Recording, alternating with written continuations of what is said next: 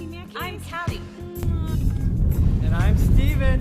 And we're taking a road trip around Jamaica. This time with baby Nyla. Come with us!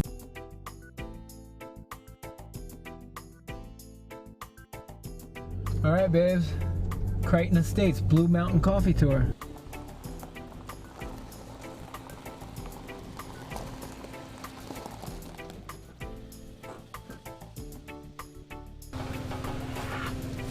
Ready to get my caffeine on. Craighton Estate. I'd imagine this is the shape of the parish, or maybe just a funny shape. Let's find out.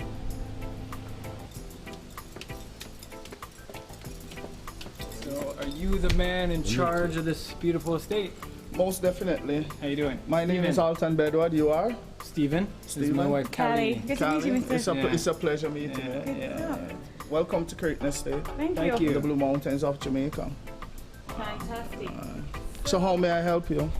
We just want to know all about your estate, everything you can tell us, and best of all, probably to try some coffee here. Is that possible? Yeah, well, you're at the right place. The home of the best coffee in Jamaica and to a greater extent the rest of the world. Okay. Yes, Wow. yes. Very popular. Most We're definitely. gonna have to put it to the test. Yes, and it will pass. Yeah, with blue colors. With blue color. Yes, and gold too. Jamaica has a most unusual relation with coffee because even though we produce its highest quality, the plant is not indigenous to the island.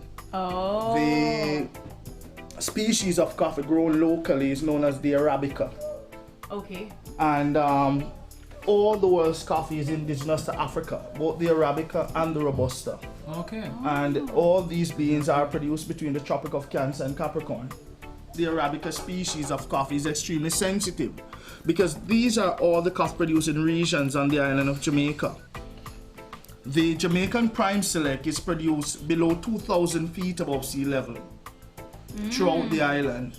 And the Jamaican High Mountain Supreme is produced over 2,000 feet outside of the designated Blue Mountain region.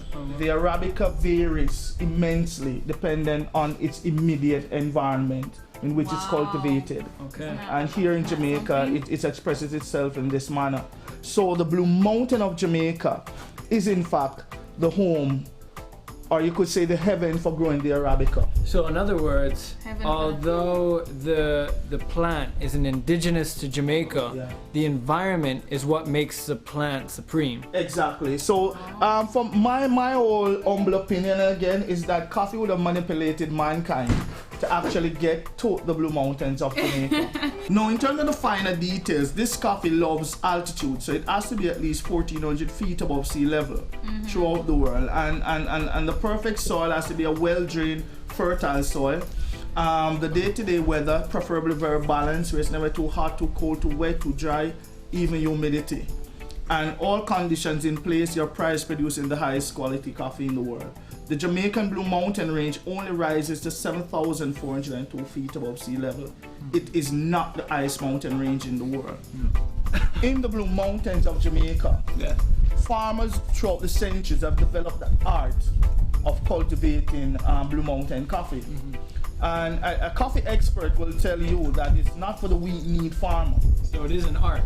It is an art, and once you enter the plantation, you'll basically, the estate, you'll actually see, because it's grown on ridiculously steep slopes. Oh wow. There's no machinery whatsoever in terms of clearing up the land and the preparation of the oils. It's all manpower. It's all manpower, and the whole, the more care you give a coffee plant, is the higher quality you'll get. So it's very hands-on, you know. So everyone can plant coffee, not everyone can cultivate coffee.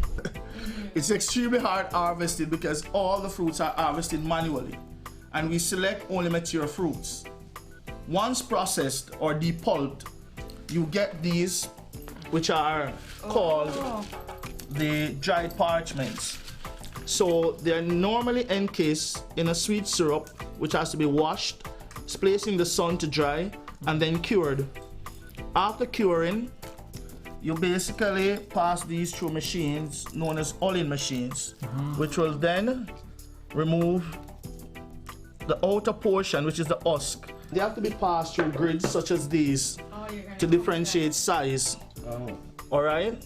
And then after this is done, it's unsorted, where it has to meet a particular size, color, texture, and shape. Okay. Exactly. Once this is done, you do cup tasting, which is using these apparatus. Relatively similar to wine tasting, and it's a art within itself. A cup taster makes or break, and they are very unforgiving, believe me. Not because they're Jamaicans, you'll think that they show bias. They're biased to the quality of coffee and the quality of coffee only. The average coffee drinker consider the strength of coffee dependent on how bitter it is, or its caffeine level. That's actually a flaw. The strength of coffee is how balanced all the elements are, how evenly represented they are. And a key indicator is an aftertaste. Have you ever had a cup of coffee and you need like packs and packs of sweets or gums to get rid of the taste? That's basically an imbalance. And you should not drink coffee and you get that aggressive reaction in terms of your cardiac palpitating and so forth. You're a Jamaican. I am a Jamaican, born and bred from the soil. Jamaicans don't typically drink coffee. Do you drink coffee? Most definitely. I drink coffee, and I glorify our coffee. You know, so it's important that this is the standard. Yeah. So if I go elsewhere and I'm offered coffee and I don't drink it, it's not for anyone to feel disrespected. But I don't drink coffee. I drink Blue Mountain. Oh. So what he's saying is he's not a coffee drinker. He's a Blue Mountain drinker. He only drinks Blue Mountain. Most definitely. Most definitely. If you're not a coffee drinker, I'll suggest your very first cup of coffee is Blue Mountain. Next time someone offers you coffee, you can simply say that, you know, I drink Blue Mountain. My first time drinking Blue Mountain. Honest opinion, drink it with an open mind. Drink it with an open mind. Okay, it gives me a radiant automatic feel, like it just kind of feels like it clears my everything. A delicate caffeine taste in there. It just tastes just right. It's balanced, exactly, and that is what it is. So even if you're not a coffee drinker, because what tends to happen is that the natural psyche of persons who drink coffee is that it should be bitter. So even your senses are crunched to expecting a bitter feeling.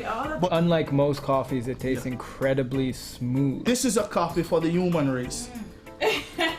This is it. This was what coffee intended to become. This is it.